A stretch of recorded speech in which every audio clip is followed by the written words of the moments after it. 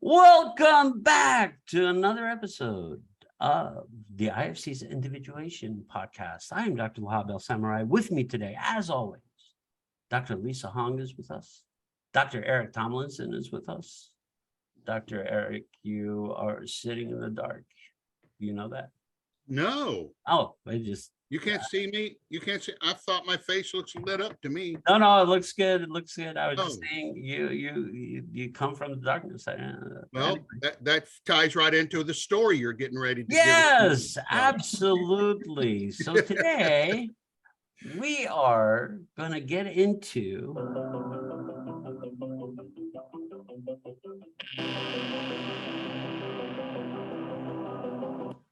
I always get excited when I hear that. we're going to get into Stranger Things. What a great show. So we're going to veer off our usual storytelling interpretation of story, archetypal fairy tales. We're going to get into a more modern fairy tale. And that's what we thought we'd do today. We've done a couple of these. We've done Inception. We've done, what was the other one with where he goes back in time and the bullets are inverted. It'll come to me. But we've done sci-fi usually, and we've kind of explored the psychological aspects of the characters.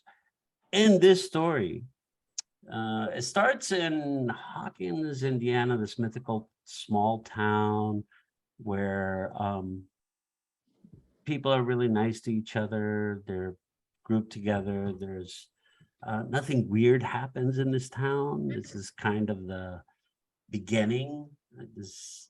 So in this story, we have 4 friends who discover that there are these strange things happening in this small town. Not to play on the title a lot, but that's what it's about. What happens in this town. And so we explore that story. I think it's running into the 3rd season now. So what we're going to do is go through episodes 1 through 4. So we're going to start talking about the characters. Dr. Lisa, you want to tell us about some of our characters? Sure. The whole story is focused upon these 4 best friends. Ooh. These 4 boys have grown up together in this little town, and they have banded together, and they are a little bit more on the misfit outsider side. They are more regarded as the geeky kids, the goody do. So this is set in the times of the 80s, of course, where the types of kids are all, everybody's got a set group. You are a geek, you are a nerd, you're an athlete, you're the partier, you're the bully, you're the jock.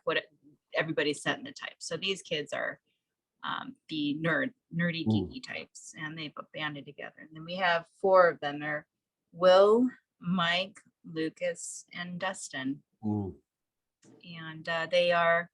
the story opens up with all of them getting together at Mike's house, where he has this giant basement and access, no interruptions of parents or siblings, and they can play Dungeons and Dragons for hours on straight. So there they are together playing Dungeons and Dragons. And we can talk more about the Will. Will is, as we go on in the storyline, everybody kind of, you see these little vignettes in the shows, and you get to see how the boys interact with their families and community, schoolmates, and so you get a sense of how they are in the storyline. So what are some things that came out you all about these 4 boys, Will, Mike, Lucas, or Dustin? Dr. Eric, what are your thoughts?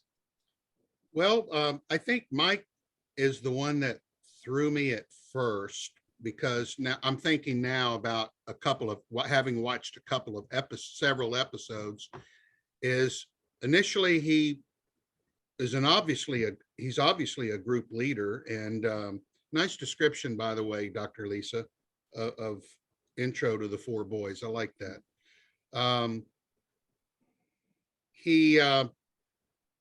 He's a bit of a leader. I mean, you can see the leadership in him, and but he's not an overbearing leader. He's not a over dominating leader. He's a leader with his mind, because he's always thinking expansively, which I really liked.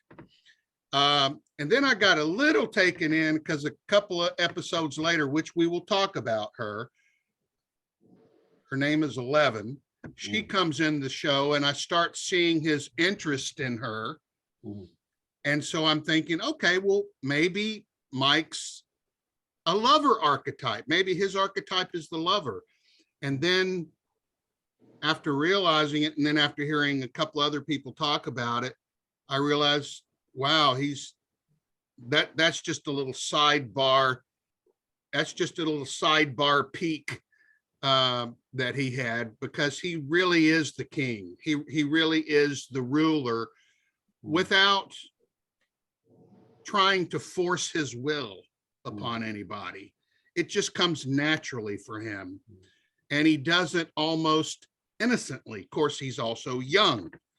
We can see in king archetypes, as he get older, that becomes a lot more stronger and a lot more will driven. But at this point, it's not that way.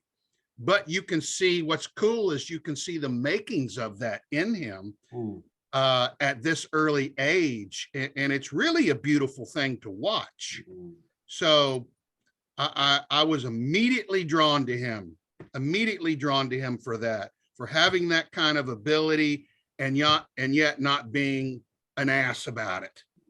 So yeah, I saw Will as a resourceful person, accessing or providing a central place for all of them to convene. And also, Are you talking about Mike? Mike Will. Yeah, Mike still. Did I say Will? Mike. Yeah. I'm talking about Mike. Mike. But you Yeah. said Will. Yeah. Yeah, I did. Pardon me. I meant Mike. That's all right. That's all right. I just don't want to lose our listeners. Yeah. Yeah. Okay. Yeah. Being resourceful, and also being a key motivator, and a person who helped focused direction. Very good. Also, it's very much of a leadership or king archetype of resourcing Yeah. peoples and focusing them. Thanks for adding that. That was great. A great addition, Lisa. I didn't mean to cut you off. I didn't mean to cut you off on that, Dr. Lisa. It was just such a good point. Such a good addition to the points that we've already brought up about him. But that's really true, what you said. That makes him that much more likable to me.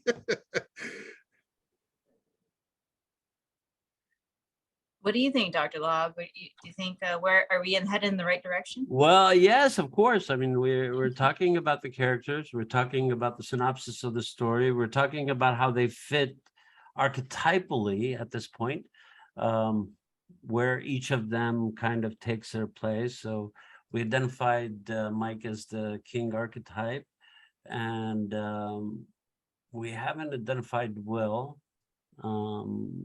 Did we identified, did we talk about Lucas? You want to talk about Lucas a little bit? You want to start us off with Lucas? Sure. I think Lucas is their protector, their shield, their loud voice, the group itself is very tight knit. They're very close. These kids in the story have grown up together, so they know each other quite intimately. They ate together, hung out in the basement together, played games together, went to school together. So this is a very intimate, close relationship, type of relationships that don't really exist in big cities anymore. So that's the hometown theme of small city America, where you could have these families that live next to each other for long periods of time. It's part of the mythological structure of the story that these kids have always been together, right? So when the first incident happens in our story, it's Will is talking to Mike at the end of the night, and they lose the dice. And Want they to tell start- who Will is, Dr. Lahab? Sure. Why don't you guys describe Will for us? Give us I'm going to some defer on this context. one because I'm going to defer on Will because I didn't get him at first. Well, I think part of it is he was abducted, right? Very early on. So it's almost like he is the symbol of the absent, is the symbol of Hmm. what is missing, right? Oh, good point. So he represents the dilemma, right? So everything, he galvanizes everybody. He's also the magician in the group, in the game. He plays the magician, and what Mike says about him is he could have cast a protective spell, but he chose not to. So that was the first inkling that something had happened that was pointing towards what happened to him, which Almost we were not prophetic. really sure what happened to him. He just disappears in the first part of it. So sorry, Lisa. Some indications that Will is the magician in the storyline is that Mm. he's a very reticent, quiet, he's more of the shy, thoughtful, and sensitive child. He's described as sensitive by his mother. Mm. He is protected by his brother because of his sensitivities. He is out of the group, the one that they don't want to forget, because he is the one that could be lost or forgotten, or just so quiet that he might just slip out of the way. And but he also has an awareness about him, Mm. that is just in his own beat. He catches something that his instinctually he thinks he needs to pay attention to what's going on. So there is a knowing within him that he doesn't know that he just has sensitivities with. So all these kinds of subtle comments by the other supporting actors and actresses, and have described him to be more of a magician type of person. Yeah, his sensitivity, his introverted nature, his sense of fantasy, sense of inner life, what we would describe as a magician archetype, where they had already taken the magician archetype because they play it in the in Dungeons and Dragons. Now there's also Dustin. What did you think of Dustin? He's the peacekeeper of the group. Yeah. He's always trying to make things right between Yeah. all parties involved. He's always trying to offer the olive, not even the olive branches, but just offer roses. Just be upfront. Just be nice. and We need a Dustin in our group. yeah, that'd be Yeah. Every group needs a Dustin. Yeah, because the passion for life and the passion for living, he argues so passionately for them. He gets so enamored by something. I mean, in the first couple of scenes, he is trying to talk to the older sister, Nancy, Mike's older sister, and tries to engage her in conversation by offering her a pepperoni and sausage. And he doesn't understand how she could resist pepperoni and sausage. And he basically brings a box with like one piece left in it, and he's been hiding it for her. So it's a really I think it's a really I also like the stereotype that he breaks too, because I'll just speak from my own experience. But when I was young, when I was a kid that age, he would have been viewed kind of. I mean, this is just a huge generalization, but he's not as attractive as the other three boys. And he would have been viewed a little bit goofy. I think the term was used 50 years ago. Well, they're describing the lover archetype when and- boys couldn't be the lover archetype, so they describe them as goofy or weird or strange. And yet he's just got such a heart and such an understanding, and really emotionally in tune with so many things, that he just rounds everyone out. And he's just a great little character. He really, really is. Kudos to every group needing and having a Dustin. Everybody needs a Dustin. The lover archetype is powerful. I wanted to ask, especially in the male.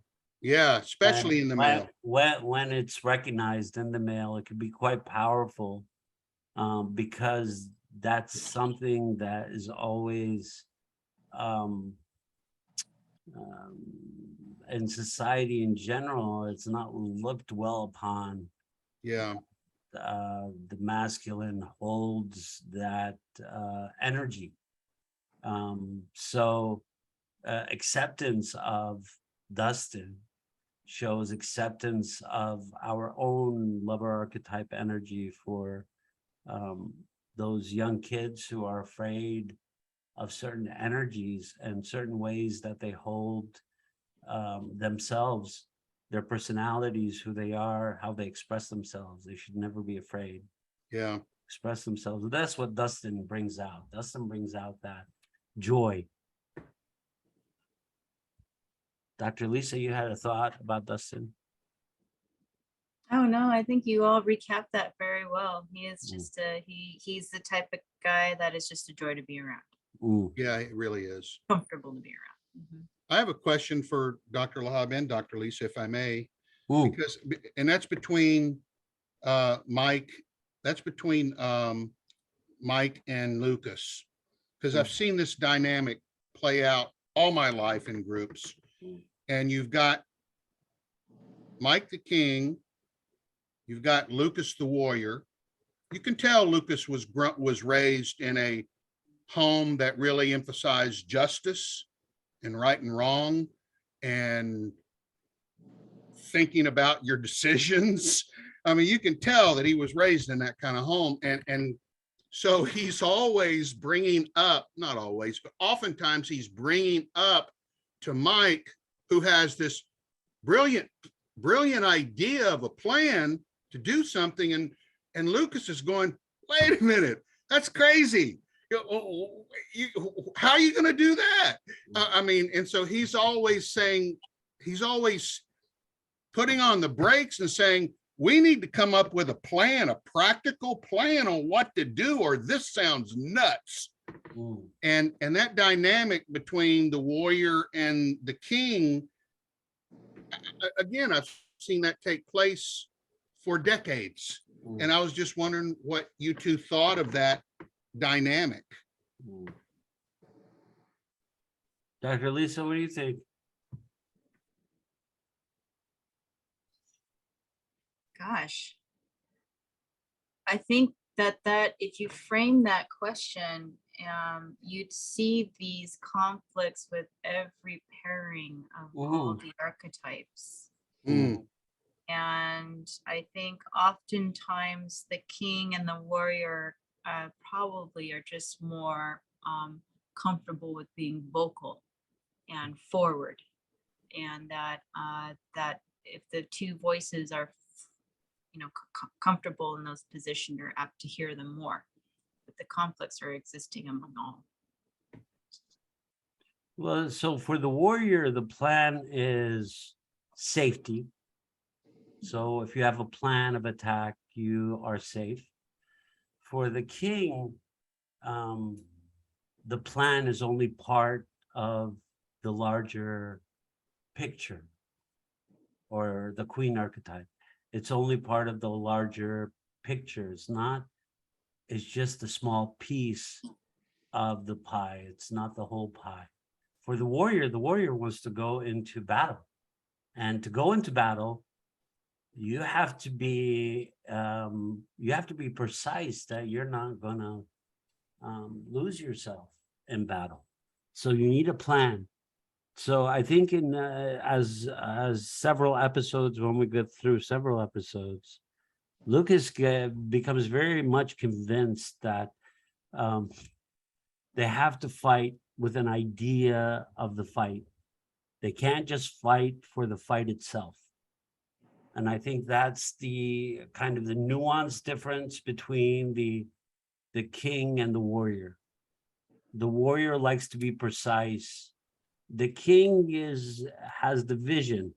But so archetypal structures, the other point that we wanted to share with everybody is that archetypal structures, especially at an early age where they're like entering their early teens,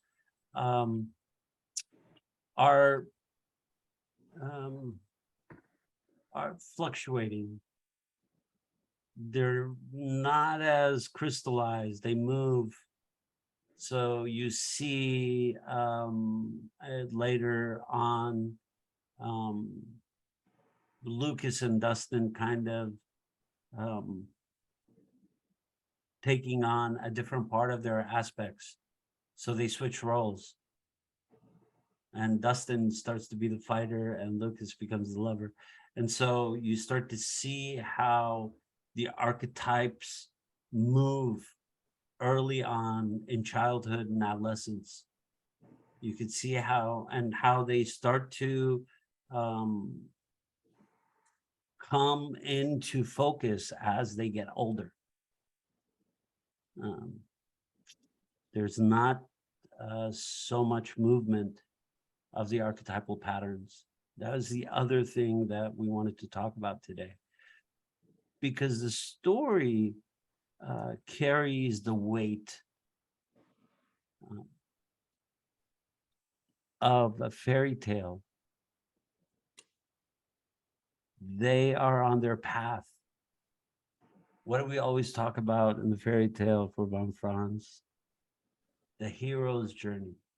So we have many heroes and heroines here, and they're on a journey. There's a path that they have to take.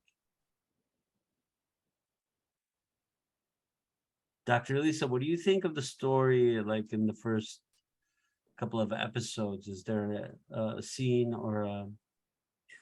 Yeah, well, this is actually the main kickoff to why are we even in this town and caring about these kids? Yes. Let's talk about that event. That's a great question. Why do we care about Hawkins, Indiana in 1983? Yeah. So all these kids were out playing Dungeons and Dragons, and along the way, on their way back home, one of these kids, Will, finds himself in a situation that he takes pause.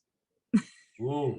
And there are synchronous or events going on around in the city that indicate a dynamic change.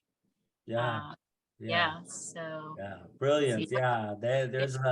They live in a psychological microorganism where they exist, that when one of them has an issue, the others are affected.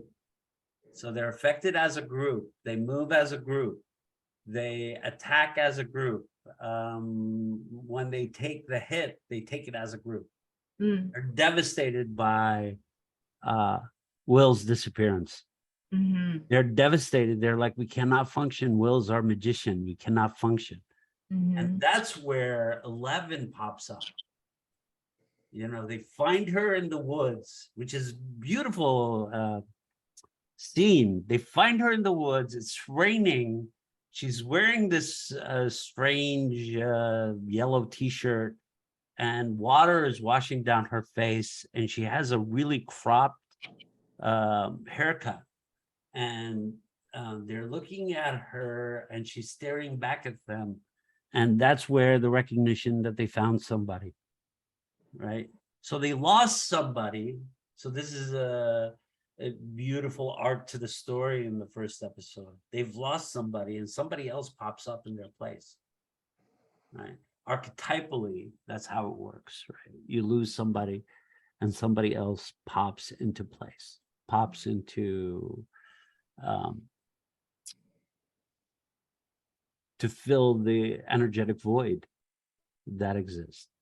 So 11 is introduced into our group of 3 boys. Now it's 3 boys and a girl. So what we're seeing is differentiation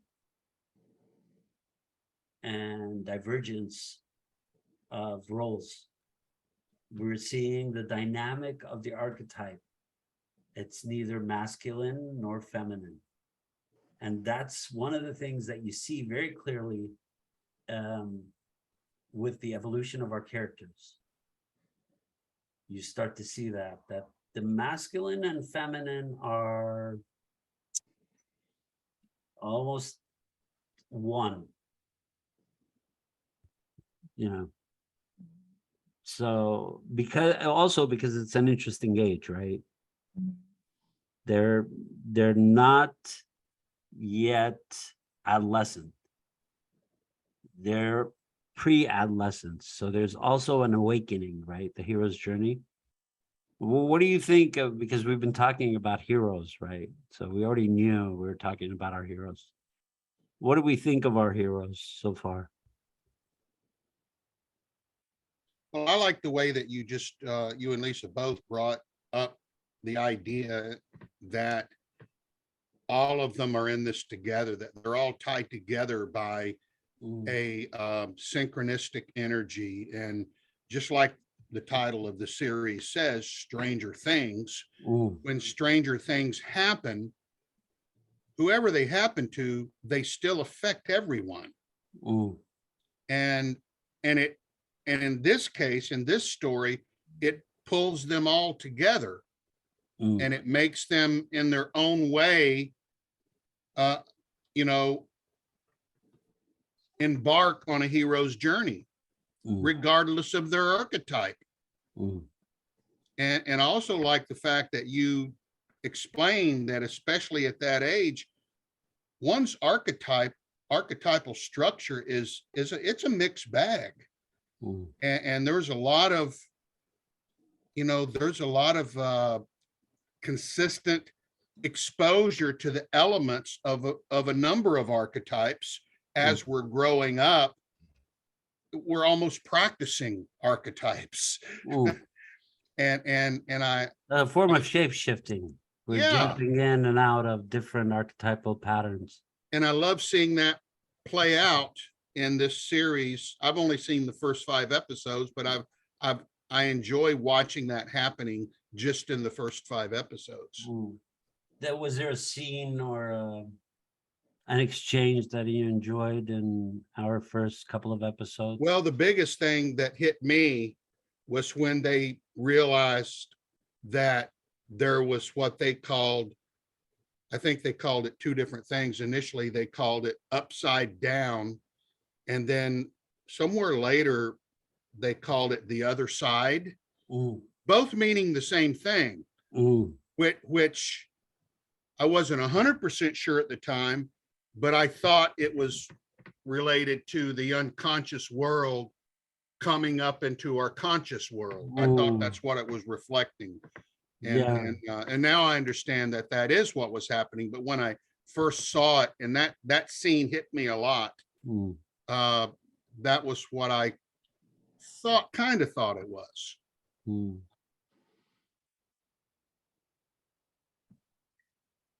Well, so part of what we talk about is how the dream, in the dream, you go into a different world. You move from one world to another world. Remember, we talked a lot about moving from one reality to another reality. So is above, so is below. What our existence and our reality on the outside, what we call consciousness, is a different reality from what we call our unconscious or our dream state, our fantasy state. And so as you're saying, Dr. Eric, in this series, in this story, in this fairy tale, in this modern fairy tale, what we noticed is that the barrier is broken between this world and the other world. And the crack is causing havoc. The underworld is spreading. And where is it spreading? It's spreading under the town. So this is kind of quite symbolic. It's spreading underneath, right? So where is the underworld? It's underneath. Where underneath what? But in this case, underneath Hawkins, Indiana. It's spreading, right? And they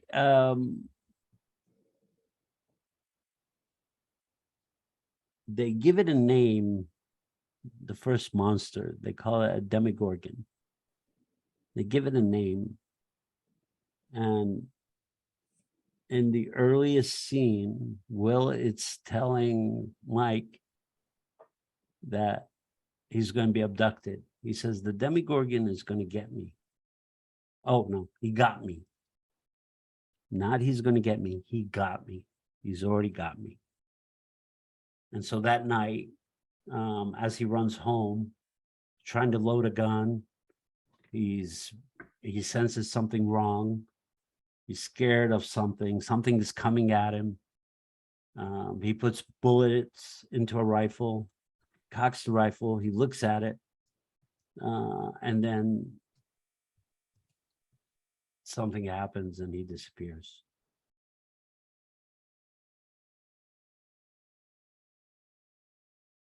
And a child appears. A young girl with shaved head in a hospital gown. So one disappears, the other appears. She appears. She appears as she's hungry. And she sneaks into a diner to grab food. I was wondering, why do you think Will was unconsciously attached to the Demogorgon before he actually manifested or became, why was he targeted? Well, the archetypally magicians have access to the other realms. So they are more accessible than other people are, right? So Will was accessible to the Demogorgon. Yeah. 11 was accessible to the Demogorgon. So those who are closer archetypally, because what we're going to start to explore, Dr. Lisa, is the complexes, right? So we're talking about the archetypal structures, but the complexes are personal. The complexes appear because a trauma has occurred. So Will is already traumatized. He's lost a father, not through death, but just through circumstances. Father is missing. Mother is overly attached and scattered.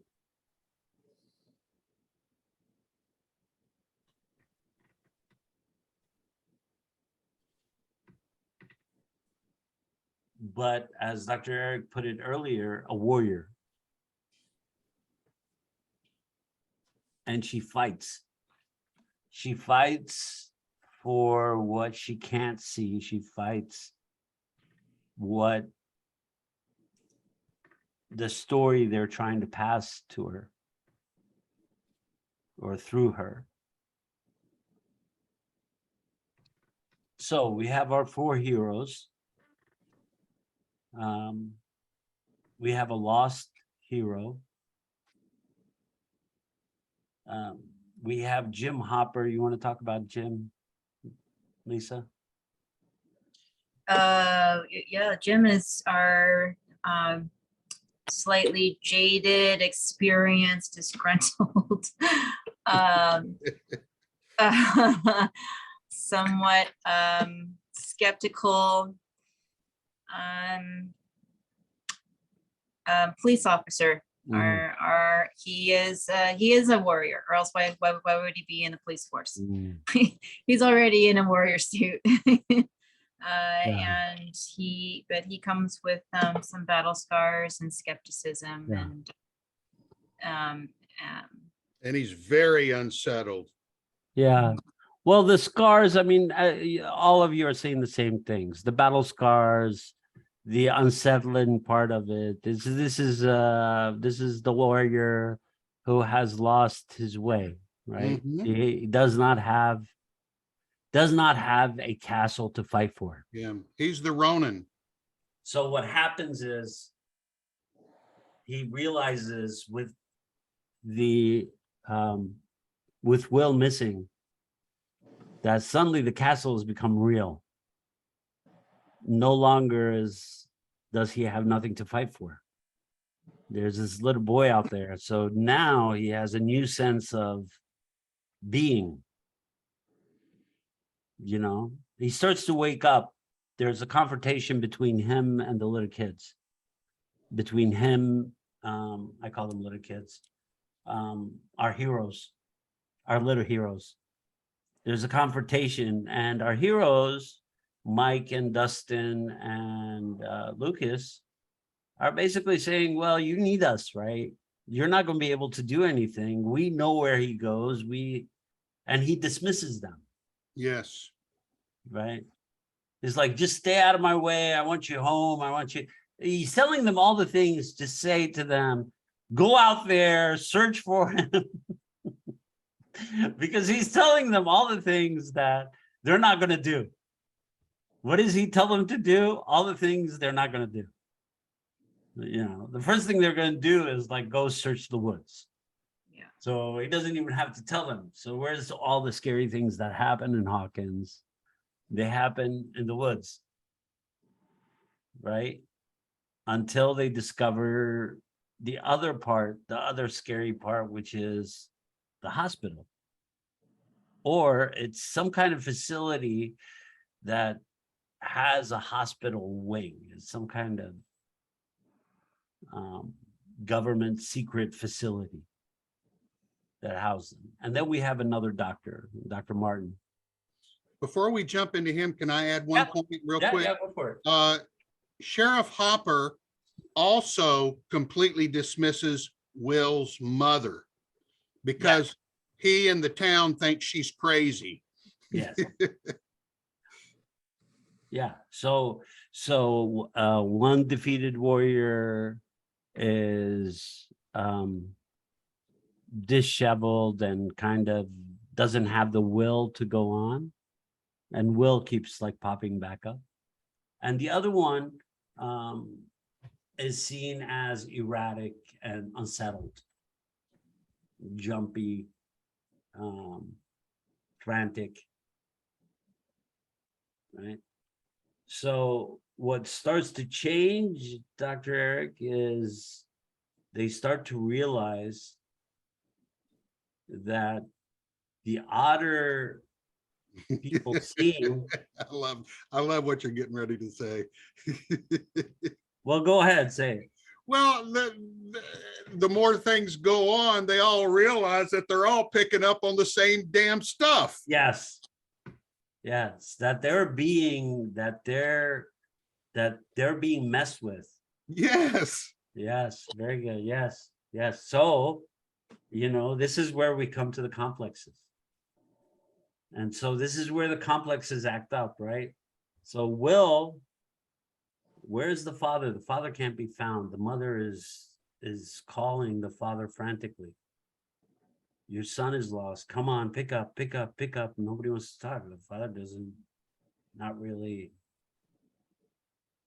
So then what happens is she starts to go look for him. And she goes to his fort. And she has a memory. So this suddenly it becomes the mother complex. But he is being held by the father complex. Right? Because the mother is out there searching. The father is not there, is missing. Because what does he try to do? He tries to call frantically for help. But all he hears is static on the phone. Right? So the older brother plays the father role. The mother says to the older brother,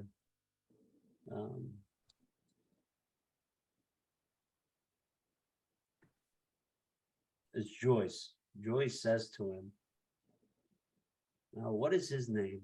Is it Brian? Jonathan? Jonathan. So Jonathan is Will's older brother. And she says, I told you not to leave him alone. Right? She's always afraid something is going to happen to him. Right? This is also archetypal.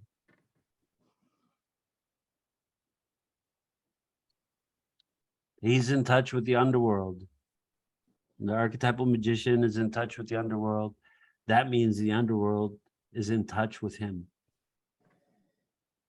And when the barrier breaks between this world and that world, in Hawkins, Indiana, in the secret government facility underground,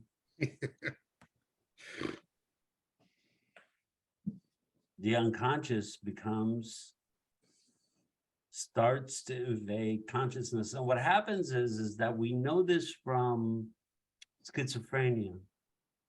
When the barrier is broken between the unconscious and the conscious mind, the person doesn't recover. The person cannot exist in one realm anymore and cannot shut themselves off from the other realm.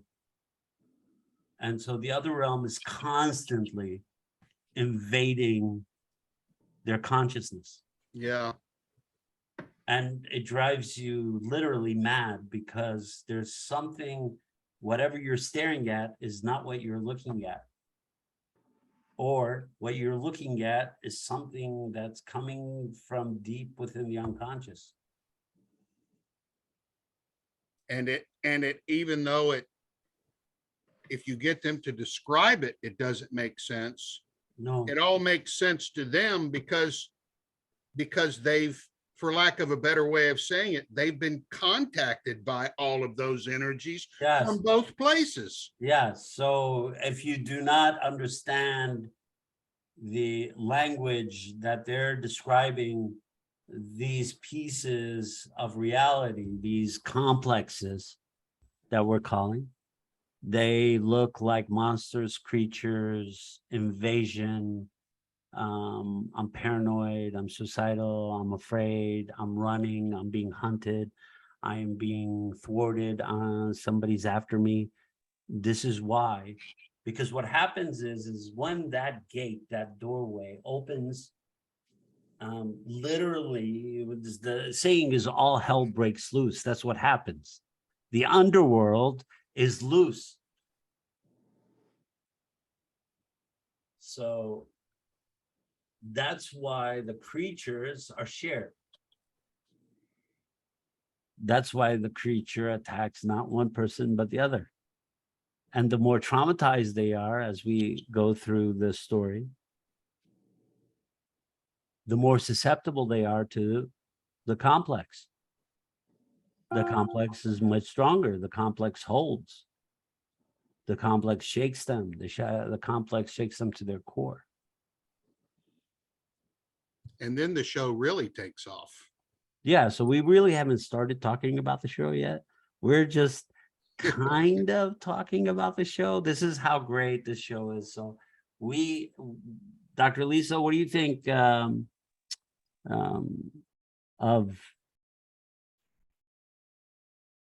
our other character, 11, when she appears and she stares at them? She's not speaking to them. You could clearly tell that she's traumatized. Yet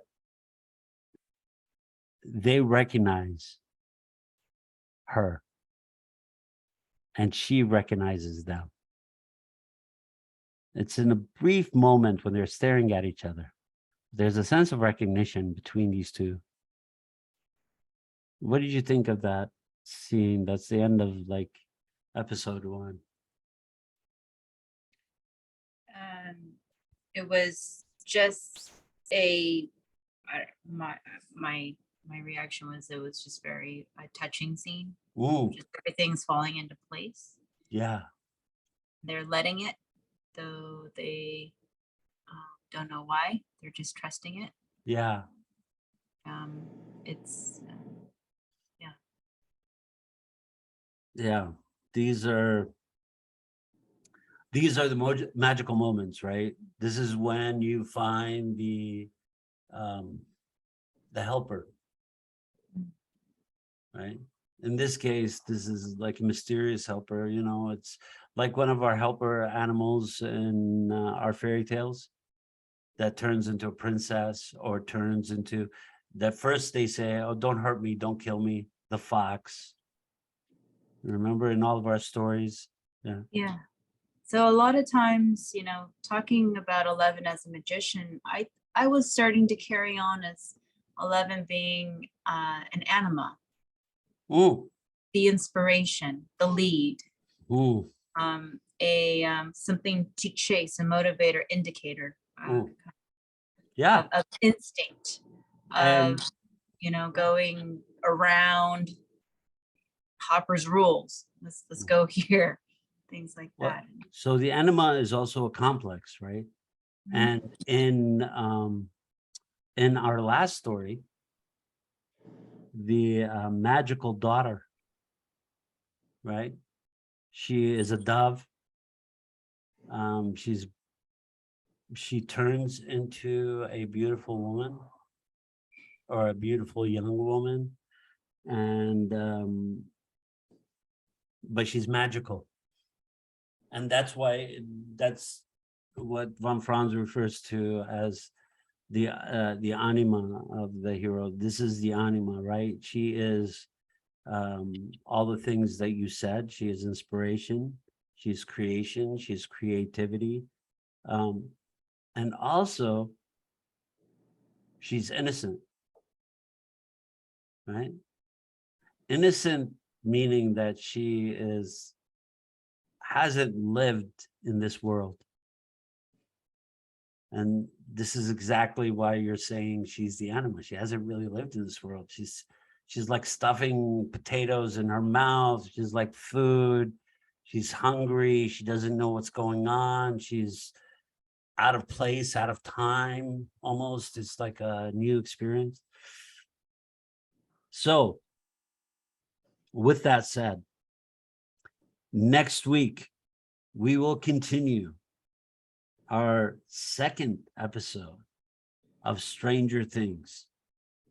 And we will dive into the complexes. With that, I am Dr. Lahab Al-Samarrai. This is Dr. Lisa Hong. That was Dr. Eric Tomlinson. And we are the Institute for Conflict. We are the IFC's Individuation podcast. And we are not afraid. We are not afraid. We'll see you next week. Thank you for joining us.